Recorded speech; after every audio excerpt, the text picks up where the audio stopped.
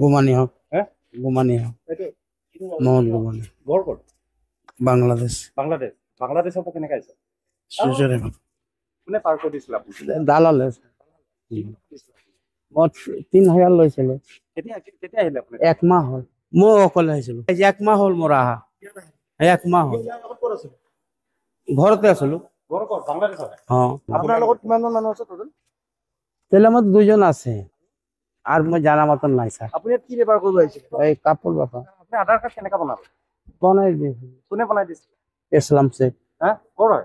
ক'ৰ মানুহজন? ওয়েস্ট বেঙ্গলেৰ বাংলাদেশৰ পৰা মানে ভাৰত আৰু অসমলৈ আপুনি কেনেকৈ আপোনালোকে সোমাইছে অকণমান কওকচোন। তাৰপৰে বৰ্ডাৰ পাৰ হয়েছে বৰ্ডাৰ পাৰ কৰিব পাৰে? কিমান টকা লয়? কিমান টকা বিনিময়? ঠিক না 3000 লয় 2000 লয় অসমীয়া যে আপুনি ক'ব জানে, অসমীয়া ক'ৰ পাইছে? হি কিছুই আছে স্যার ইয়াতে শিকিছে। গুমানি হক হ্যাঁ গুমানি হক এইটো মোহাম্মদ গুমানি ঘৰ ক'ত? বাংলাদেশ বাংলাদেশ। বাংলাদেশৰ পৰা কেনেকৈ আহিছে? সুজৰে কোনে পাৰ কৰি দিছিল আপুনি? দালালে মই 3000 লৈছিলো কেতিয়া কেতিয়া আহিলে আপুনি? একমাহ হল মই অকলে আহিছিলো একমাহ হল মোৰ আহা একমাহ হল ইয়াৰ আগত ক'ত আছিল? ঘৰতে আছিলো ঘৰ ক'ত? বাংলাদেশত। অ আপোনাৰ লগত কিমানজন মানুহ আছে টোটেল?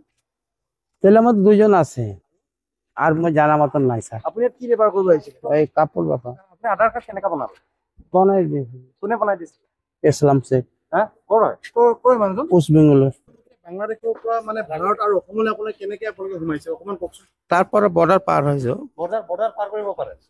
কিমান টকা লয়? কিমান টকা বিনিময়? ঠিক না 3000 লয় 2000 লয় অসমীয়া যে আপুনি ক'ব জানে, অসমীয়া ক'ৰ পাইছে? হি কিছুই আছে স্যাৰ ইয়াতে শিকিছে।